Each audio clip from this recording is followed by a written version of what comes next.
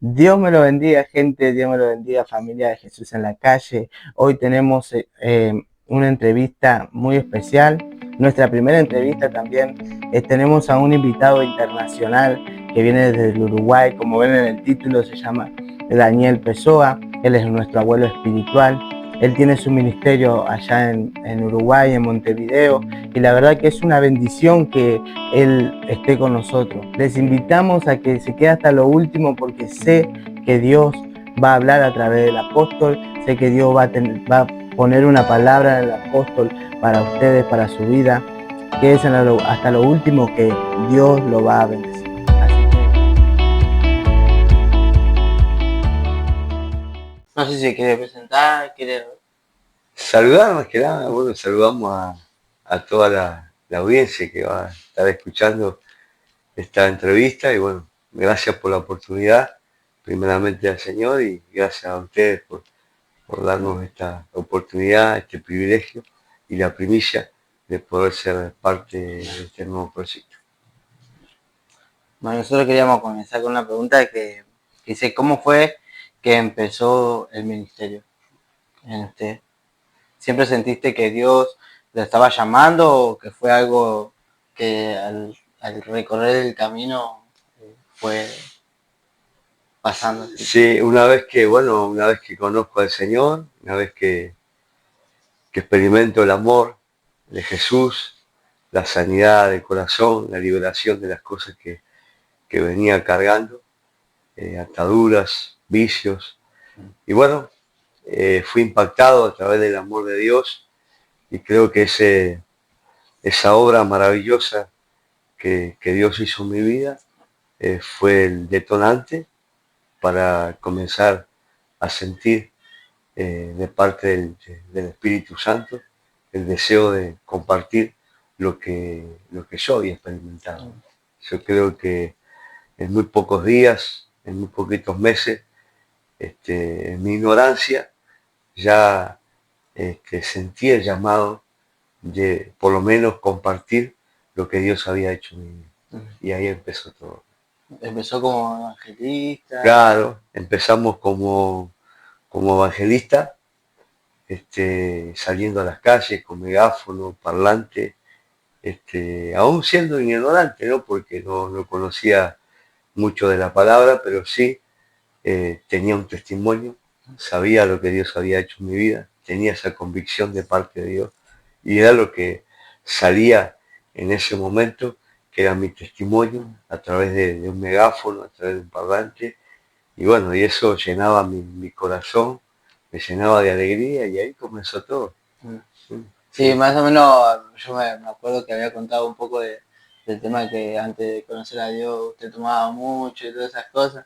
Y me gustaría que usted cuente un poco cómo fue que Dios los libertó de como esa adicción, podemos decir. Estaría bueno que lo cuente, cómo fue la Sí, transición sí, ahí. bueno, sin duda alguna que cuando hay ese tipo de situaciones en una casa, en una familia, en mi caso, por ejemplo, en ese momento ya tenía 3 hijos Mm, y, y bueno, ya venía de una parte a que ya tenía 3 hijos, ya venía con el tema del alcohol. mm, Este, entré en ese mundo del alcohol, siendo muy jovencito, tenía en 19, 20 años. Cuando entro a trabajar, mi papá había partido con el Señor, entro en el lugar de él y el trabajo que hacía era en la calle, mm, con cuadrillas, y lo que se movía era después del trabajo, alcohol, este, bueno, la noche. Y bueno, y ahí fui entrando sutilmente el enemigo, Empezó con una cosa así, ya. y cuando quise ver, bueno, estaba atrapado, no podía estar un día sin tomar, decía que iba a dejar y no podía, intentaba con mis fuerzas dejar y no podía, y como consecuencia eso vino problemas en mi casa, en mi familia, con mi esposa, con mis hijos, ya la situación se volvió bastante densa, no podíamos contener una relación, ya la relación con mis hijos era mala, con mi esposa era mala, y bueno, y, y yo sabía que tenía que cambiar. Yo tenía eso que tenía que cambiar porque sabía que yo era el causante de todo el daño que estaba causando en mi familia. Sabía que tenía que buscar alguna forma, alguna alternativa, hasta que, bueno, hasta que llegó una invitación. Ya mi esposa había comenzado a ir, mi suegra había comenzado a ir a la iglesia, oraban por mí, el pastor de la iglesia me invitaba, yo decía que iba a ir, no iba, él iba a casa, me invitaba, incluso yo en muchas oportunidades estaba alcoholizado, pero él hablaba conmigo igual. Y un día acepté ir a una reunión de varones, informal, mate por medio, y fue una, dos, tres reuniones, las primeras reuniones fue un poco alcoholizado, me acuerdo, pero fue la tercera reunión, ya me impactó el amor de Dios, tuve una experiencia con Jesús, el Señor me dio vuelta con una media, y ahí al otro día que fui a trabajar me pasaron la botella, y yo ya dije que no, le dije que no tomaba más, le conté lo que me había pasado esa noche anterior en la iglesia, se reían de mí, pero ya comencé a contar lo que había experimentado. Ya como que empezó el ministerio ya. Sin duda creo que ya despertó, yo siempre digo, la ignorancia, ¿no? Porque no conocía nada, pero en la ignorancia yo creo que Dios despertó un evangelista en ese momento, porque yo no podía contar lo que había experimentado. Lo contaba en el trabajo, en las calles, donde iba. Bueno, eso me llevó a buscar a Dios en mi ignorancia también, porque me metía en la pieza, en el cuarto, estaba 2, 3 horas encerrado buscando a Dios. Fue ahí cuando me bautizó el Espíritu Santo. Wow. Y ahí empezó un camino indetenible, a pesar de todas las cosas que después se levantaron. Y una de las cosas, ¿no?, que me venía así es que usted que pasó, ¿no?, todo ese proceso de la liberación, fue como una liberación de parte de Dios, y yo quería preguntarle, no preguntarle, sino que qué le podría decir a esos chicos que están pasando por esa situación, por el tema de adicción. En este caso es el alcohol, pero hay mucha gente, jóvenes, que andan en la calle en drogas y todas esas cosas, pero también por una causa. Sí. En su caso fue la pérdida de su padre, y hay casos de otros jóvenes que pueden algo no lo mismo, pero claro, algo claro. Similar, ¿no? ¿Y qué les podría decir? Y yo entendí esto, yo entendí después que fui creciendo, que fui aprendiendo, entendí que lo que uno intenta a través, ya sea de un vicio, en mi caso el alcohol, pero otro, como decías tú, a través de la droga, tantas cosas, lo que uno intenta es llenar el espacio vacío del corazón. El ser humano tiene un corazón y tiene un corazón insaciable. Y trata de satisfacer con algo lo que no sabe hasta que el velo cae, que es con Dios, que es con el Evangelio. Mientras uno no se le cae el velo, uno lo que hace es llenar ese espacio vacío con el alcohol, la droga, la fornicación, la violencia, tantas cosas que se mueven, que rompen y deterioran una sociedad, una familia. Y bueno, le diría eso, que entendemos su condición, no lo juzgamos, porque estuvimos de ese lado. Pero es que sí podemos decir que sabemos lo que sienten y sabemos que lo que intentan hacer, que es llenar el espacio vacío que hay en el corazón. Y cuando llegamos a Cristo, que el velo se nos cae, que tenemos una experiencia con Dios, el corazón, ese espacio vacío que había en el corazón, es llenado por Cristo, por el amor de Dios. Entonces, ¿qué le aconsejamos a esa juventud? Que busquen a Dios, que en su ignorancia, en su resistencia, porque decir, no, que voy a ir a una iglesia, que voy a escuchar a esos locos, que sí, que abran el corazón, porque es por ese lado es que podemos llenar el vacío de nuestro corazón. Mientras tanto vamos a seguir atados y cautivos y yendo a un camino que nos va a llevar a la condenación. Bueno, cambiando un poco de tema, ya se le hablan a los jóvenes que el único camino es Señor, el único que puede libertar y llenar ese vacío en mi corazón. Y me gustaría hablar un poco también del ministerio donde usted está liderando, que es el Ministerio Ser, que tiene un significado. El Ministerio Ser no es solo ser, sino que es Centro Evangelístico de Restauración. Y mi pregunta era que cómo surge esa visión, ¿no? de parte de Dios, porque cada iglesia tiene su visión y tiene su... Y más o menos voy a contarme. Sí, mira, está buena esa pregunta porque nosotros empezamos el ministerio sin tener un nombre, porque al no tener claro qué visión íbamos a tener, o sea, en cuanto a la visión eclesiástica, ¿no? Ministerial, no teníamos claro.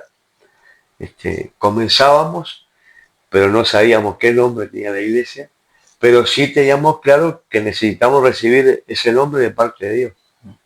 Entonces lo que hacíamos, orábamos y le pedíamos al Señor que nos diera una visión, que nos diera el nombre de la iglesia, que decimos que nos caracteriza con la visión, el nombre de la iglesia. Y bueno, fue después de un tiempo de oración cuando el Señor comienza a darnos centro, que va a ser un centro, primero, evangelístico. ¿Por qué evangelístico? Porque una de las cosas que más me apasionó cuando comencé fue el evangelismo. Y hasta el día de hoy perdura esa misma pasión por el evangelismo, teniendo un manto pastoral, apostólico, profético, pero lo que más me apasiona a mí es el evangelismo. Y eso nació a través de una visión que Dios nos da para el nombre de la iglesia, centro evangelístico. ¿Por qué centro? Porque consideramos que en su momento, a corto plazo o a largo plazo, nuestro deseo es que se despierte gente con pasión por el evangelismo. Esa misma pasión que tenemos nosotros. Que hasta el día de hoy teniendo 13 años de ministerio, hoy agarramos un parlante, un megáfono y salimos a la calle. Porque es una deuda, como decía hoy, la deuda que tenemos con Cristo. Y es la forma de uno sentirse completo. Porque uno conoce a Cristo, tiene una experiencia con Dios, lo llena del amor de Dios, pero después si uno no hace lo que Dios te manda hacer, también te sentís incompleto. Entonces hasta que vos no entres a caminar en lo que Dios quiere que camine y hacer la voluntad y cumplir tu asignación, tu ministerio, aún así te vas a sentir incompleto. Entonces, bueno, nace así después de orar, centro evangelístico, ¿por qué? Por la evangelización. Restauración, por lo que habíamos visto en esos meses que tuvimos, que no recuerdo a ver si fue meses o un año, que tuvimos en el comienzo del ministerio, que Dios venía y se venían a restaurar. Después de repente veíamos personas que se restauraban y se iban. Se restauraban y no los veíamos más. Y de repente los encontrábamos y sabía que estaban o congregándose o sirviendo en otro lugar. Y eso hasta el día de hoy nos pasa eso. Por eso entendemos que Dios nos llamó a evangelizar y a restaurar como ministerio. Por eso es un centro evangelístico restauración. Sabemos que el camino del ministerio no es fácil, ¿no?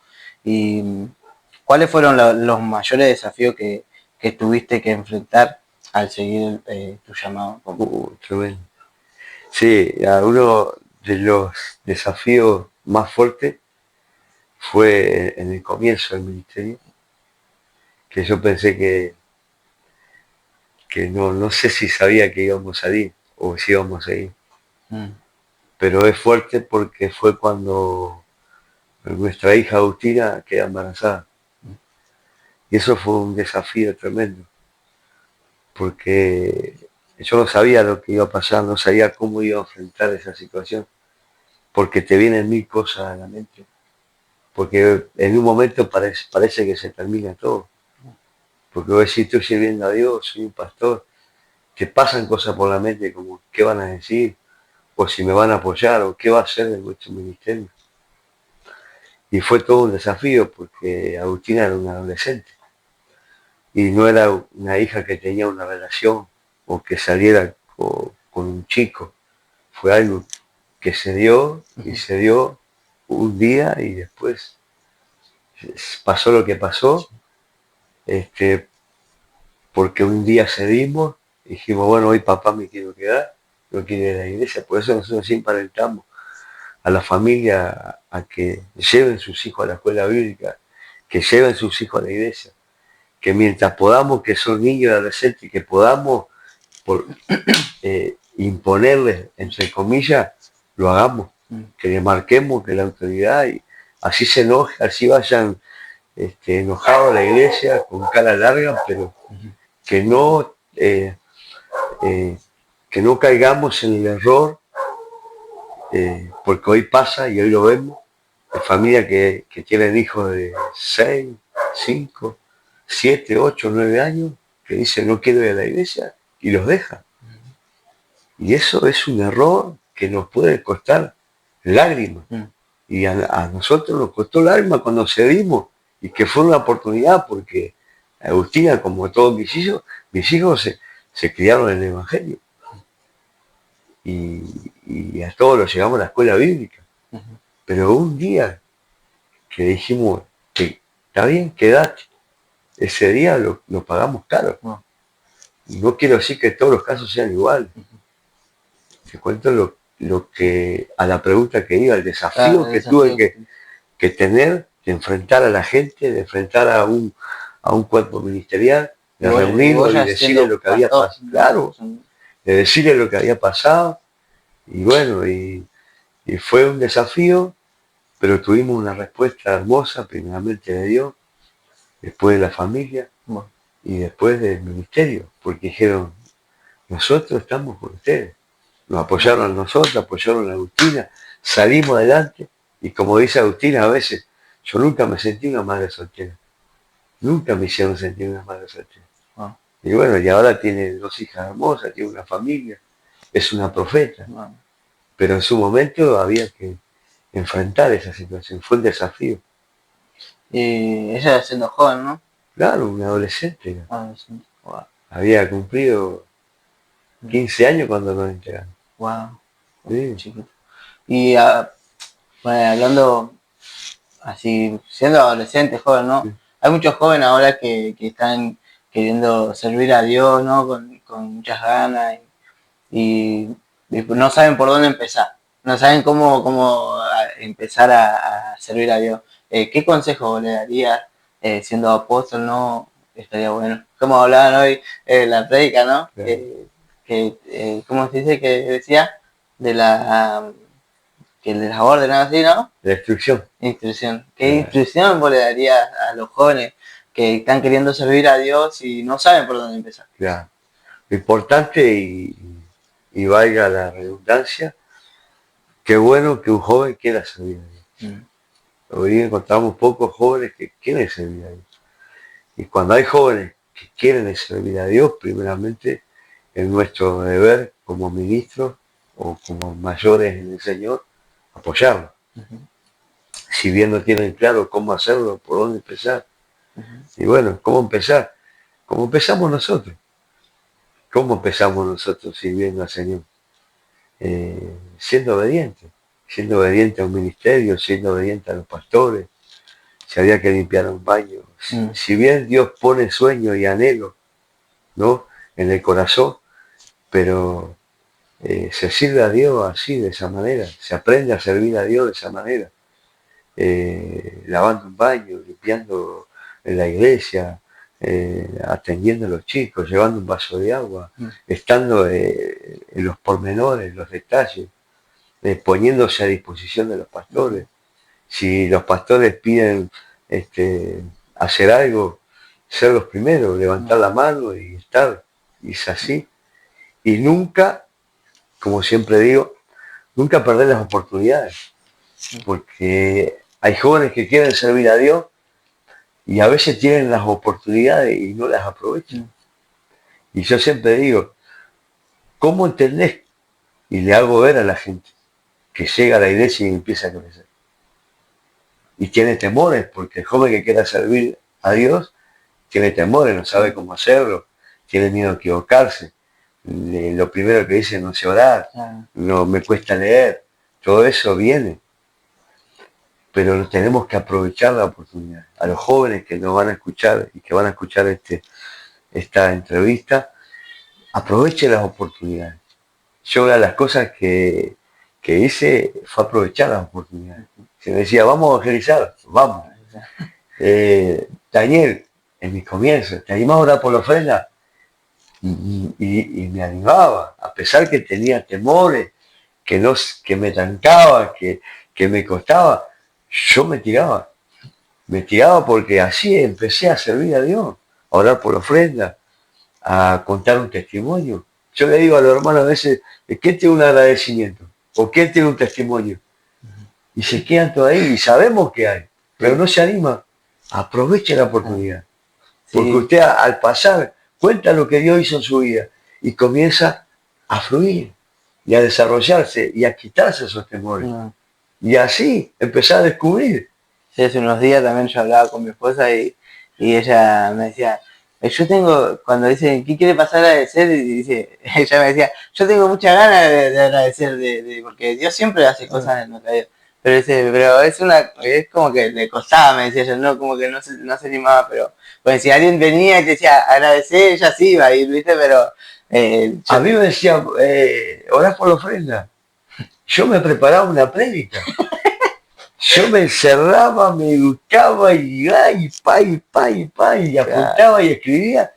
Claro, después también nos exponemos a cometer errores. Como de repente pasaba ahora por la frente y predicaba. Me querían tirar de abajo. Pero así me fui haciendo. Eso era mi ignorancia. Después fui aprendiendo. ¿Entendés? Pero me fui desarrollando, así, quitando temores. Y entonces aprovechaba la oportunidad. No solamente oraba por la ofrenda, ya compartía una palabra.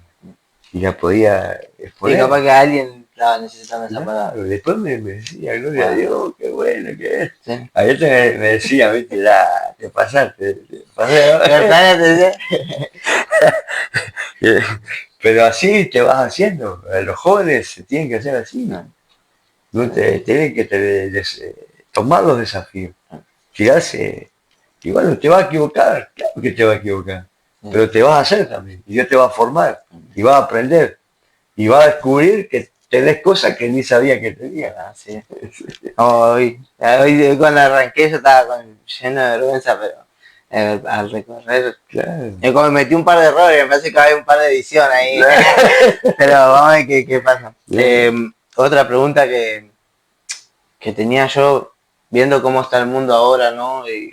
Y las iglesias y todas esas cosas, usted como apóstol, ¿qué siente usted que Dios está queriendo hablar a la iglesia? Es una buena pregunta esa, porque nosotros como iglesia tenemos que reconocer que hemos perdido influencia y hemos perdido ocupar el rol que deberíamos ocupar y que Dios quiere que ocupen. Porque nosotros entendemos que la iglesia es la única institución que puede provocar un cambio en una nación a través de una voz profética. Ya no hablamos de palabra profética, sino de una voz profética. La iglesia es la voz profética para este tiempo, a través de una comisión apostólica.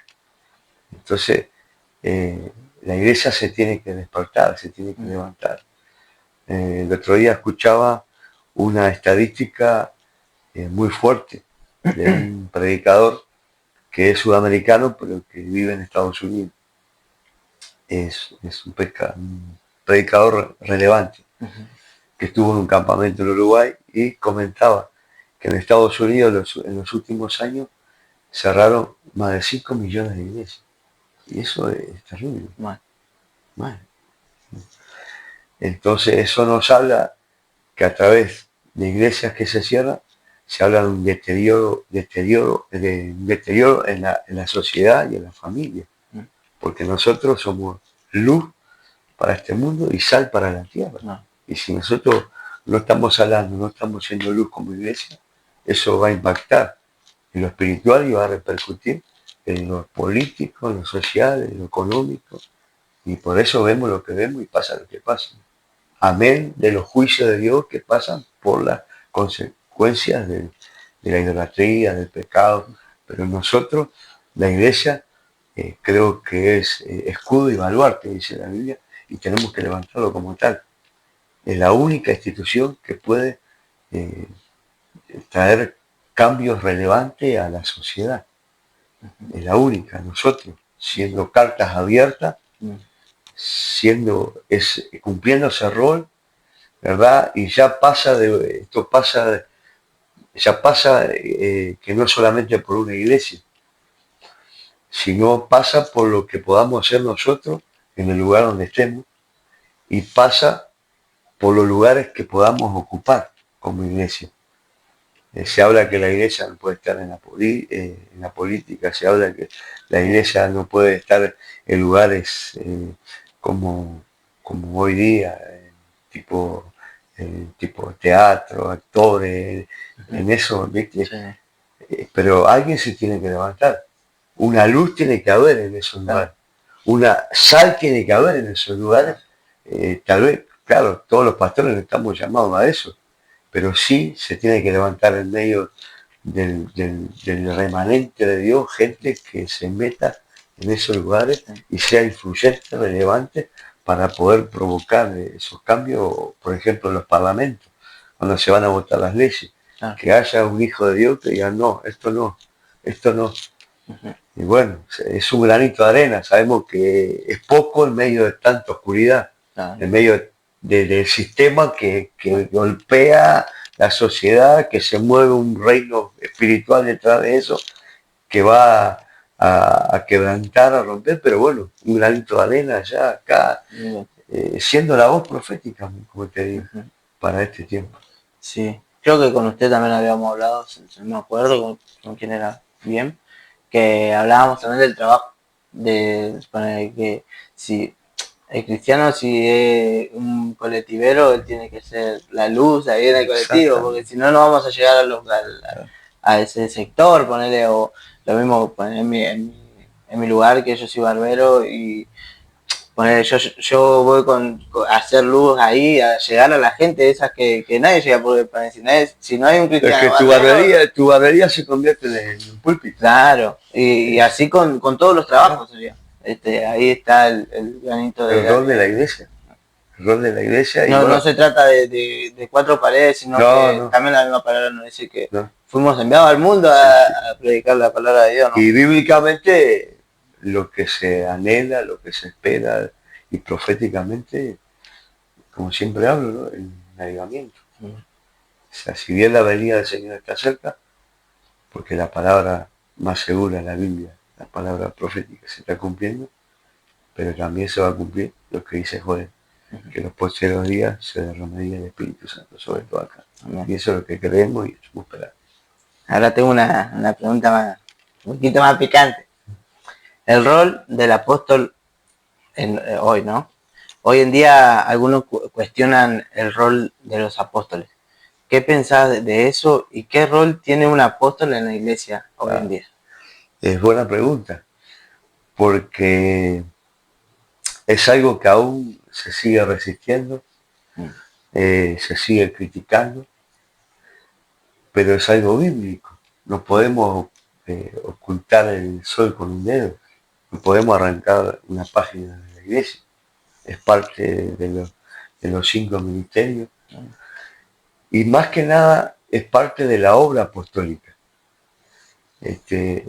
Yo cuando se habla del apostolado, más allá yo me inicié con los mensajes de Gigi Ávila. Y Gigi Ávila, siendo un conservador y manteniendo un mensaje de Cristo viene, él siempre decía y gritaba a los 4 vientos: la iglesia tiene que ser apostólica, la iglesia tiene que ser apostólica. Porque la iglesia apostólica, ¿qué es un apóstol? Un apóstol es un enviado, no otra cosa que es un enviado. No es que tenga un cartel, un rótulo, un manto que me llame o que me diga apóstol o padre espiritual. Es un enviado. ¿Enviado a qué? A hacer la obra evangelística, pastoral, apostólica, profética, sostener, apoyar, contener. Y de ahí es que el apóstol se convierte en un padre. porque el apóstol tiene un corazón de padre. Ya, yo conozco las dos líneas, estuve en las dos, vamos a decir, me inicié en un ministerio pastoral y sé que tengo corazón de pastor. Eh, eh, y me inicié en una institución que no se cree en lo apostólico, pero sí tiene obra apostólica. Mi pastor tiene un trabajo apostólico, por más que él diga o la institución no reconozca apóstoles, reconozca obispos o fulano, mira, yo veo a mi pastor y veo a muchos pastores hoy que tienen obra apostólica, porque abrieron obra, porque apoyan la iglesia, porque viajan, porque van, porque están. Y están haciendo la obra apostólica, son apóstoles, son enviados. Y bueno, y esto llegó a mi vida, a mí, sin pedirlo, sin entenderlo, sin saber nada de lo que significaba, lo que estaba recibiendo en ese momento, siendo, eh, eh, vamos a decir, un niño en el ministerio, porque aún sigo dando paso y aún entiendo que sigo aprendiendo y sigo caminando y necesito crecer y necesito aprender más, pero en ese entonces cuando llegó, y más en Uruguay se critica más, se resiste más.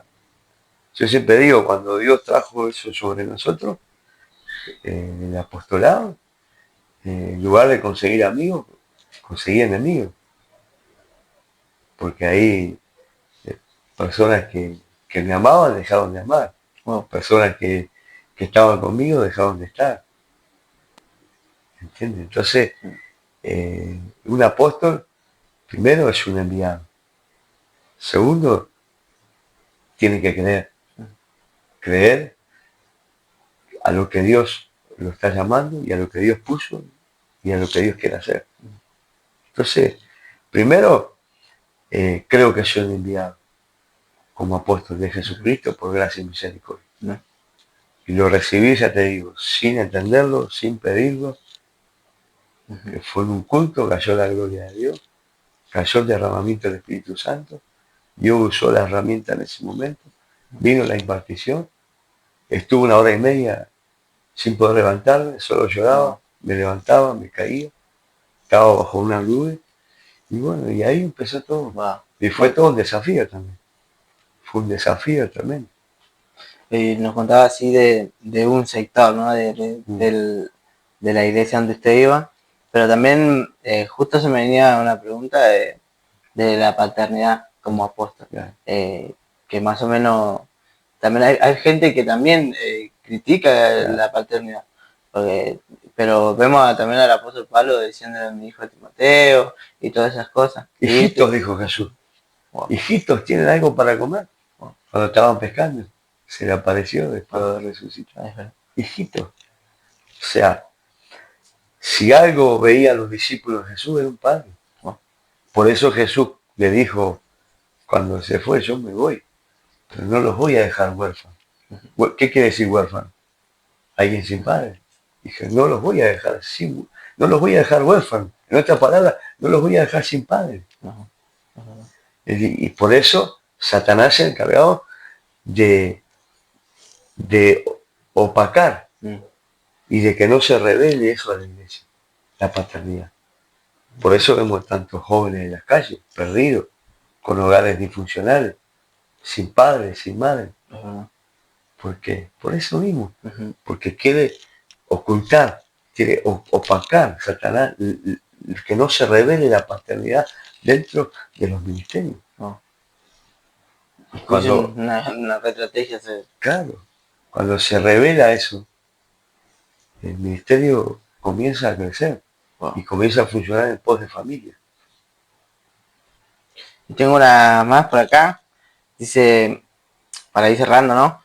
¿Hay algo que Dios te haya estado mostrando que querés compartir? Una palabra profética o algo que sentís que necesita escuchar la gente hoy en día. Sí, soy un convencido. Yo recibí algo hace 3 años y creo que muchos lo han visto, lo han recibido, pero bueno, en lo personal lo recibí en un momento también difícil y Dios me dio una visión y me mostró un globo terráqueo prendido fuego y escuché una de las pocas veces que escuché la voz de Dios y me dijo, ora por un avivamiento mundial. Amén. Y eso es lo que venimos de esa parte a esta parte, orando por un avivamiento mundial. De ver un globo terráqueo sacudido en el espíritu, de ver la iglesia encendida, de ver un remanente provocando. Y después, en pos de eso, me fui metiendo, estudiando, averiguando los avivamientos, la gente que provocó, que estuvo, el avivamiento de la familia, de la Biblia, Pentecostés, los apóstoles. Y bueno, y en eso creo que me estoy moviendo y muevo a la iglesia y hablo de eso y comparto, transmito, de que nos preparemos para eso. De que si bien, como dice Isaías 60, creo, que oscuridad van a cubrir la nación. Y lo que vemos, hay oscuridad en la nación. Pero más sobre nosotros está la luz de Jehová, está la gloria. Amén. Y eso es lo que tenemos que manifestar. Porque después que me metí a estudiar avivamiento, entendí que el avivamiento ya está dentro de nosotros. Amén. Que el avivamiento es Cristo viviendo adentro de nosotros, pero manifestado por el Espíritu, viviendo una vida, como decíamos hoy, el altar de fuego, de presencia, para llevar, para ministrar y compartir, y que las vidas sean impactadas, porque los avivamientos hacían eso, se manifestaban en los peores caos. Los avivamientos en aposento alto, iglesia primitiva, se manifestó en medio de una persecución, en medio del caos, y avivamientos que podemos llegar a ver aún en el Antiguo Testamento se manifestaban en los caos, en las decadencias morales, decadencias políticas, decadencias sociales. Ahí se manifestaba. Y hoy estamos en esa temporada. Estamos en una decadencia moral, social, política, religiosa, pero está la plataforma ideal para que se manifieste a través de nosotros un avivamiento. Estaría bueno que, igual tengo muchas preguntas también del avivamiento, que me interesa mucho a mí, que me gustaría también hacerlo en otro video, hacer un programa, si Dios quiere. Sí. Y también vamos a preparar un poco más ahí para ir haciendo un par de preguntas, porque la verdad me interesa mucho. Una, para dar un poquito ahí, el avivamiento, lo que pienso yo, ¿no? No sé si mi postura, pero mi pensamiento, para mí el avivamiento se imparte, ¿no? Es lo que yo pienso, ¿no? Porque uno tiene que avivar, como decía, avivar el fuego del don. Ahí está. Y bueno, yo digo, el avivamiento tenemos que avivarnos dentro de nosotros para poder impartir y despertar ese hambre también por Dios, ¿no? Y para mí eso es lo que yo entendía. Y eso despierta hambre, lo dijiste vos, hambre de Dios, arrepentimiento. Eso despierta que la gente llegue, venga, tenga convicción de pecado. Me encanta. Eso estaría bueno para charlarlo y si Dios quiere. Y el avivamiento, para cerrar, el avivamiento que Dios, como decíamos, un avivamiento de familia. Tenemos que empezar en la familia, encender el altar familiar en la familia. Viste que familia, casa, hogar, hay una diferencia.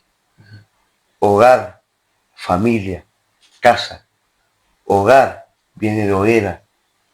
Hoguera viene de fuego. Es muy diferente. Es diferente tener una familia. Todos tienen una familia, pero no todos tienen un hogar. No todos tienen una hoguera, que tienen el fuego encendido, que transmite, que comparte, entonces eso va a contagiar, va a transmitir y va a hacer que los tuyos se metan. Sin que vos profunda ahí. Está buenísimo. Sí. Y a mí me apasiona. No, está buenísimo. Yo sé que vamos, si Dios nos permite para el próximo viaje o si Dios quiere que vayamos allá, no sé cómo nos va a sorprender Dios. pero estaría bueno que hablemos de eso porque es importante y la gente también tiene que entender que es un avivamiento. Así que ya para cerrar, me gustaría si usted se anima a orar por la gente que estuvo hasta lo último viendo el video, no estuvo aguantando y que nos aburrimos un poco. no, que si puede también orar por ellos y por este programa que siga también. Amén. Amén. Jesús en la calle. Vamos adelante. Padre, en el nombre de Jesús, seguimos delante de tu presencia y estamos agradecidos por este tiempo sumamente especial y rico que estuvimos compartiendo y ministrando, Señor, con tu siervo Rodrigo, con su esposa Dalma, Señor. Hemos, Señor, comenzado, hemos dado inicio a este proyecto, Señor. Jesús en la calle, Señor. Oramos por todos aquellos que han estado compartiendo, que han estado viendo y que van a seguir viendo y que van a compartir y que esta entrevista va a llegar a lugares y a personas que nosotros no tenemos pensado que va a llegar, Señor. Por eso oramos para que la presencia de tu Espíritu Santo traiga esa convicción de que tú eres el eterno, el todopoderoso, el gran yo soy. Oramos, Señor, para que este programa tenga relevancia, Padre, a través de las redes sociales, Señor, tenga un efecto dominó y llegue a multitudes de familias, de jóvenes. Oramos para que a través de este programa jóvenes se levanten, familias se enciendan en el fuego del gran avivamiento y podamos ver transformaciones y cambios, Señor, importantes en la sociedad y en nuestras naciones, en el nombre de Jesús. Amén y amén. Amén. Así que muchísimas gracias, abuelo, por aceptar esta invitación y gracias también al Señor que siempre está en todas las cosas. Así que también pido disculpas porque es la primera vez que hago un programa y estaba súper nervioso, pero yo sé que vamos a ir mejorando, vamos a ir avanzando y nada, muchísimas gracias por quedarse hasta lo último y que Dios me lo... Y los felicito por el programa, sigan adelante. Vamos a seguir. Y lo vamos a seguir trayendo, la verdad, cuando venga lo vamos a sacar un tiempito para allá. Y se viene también el avivamiento, vamos a poner el avivamiento del programa, si Dios quiere. Así que Dios me lo bendiga y hasta la próxima. Amén.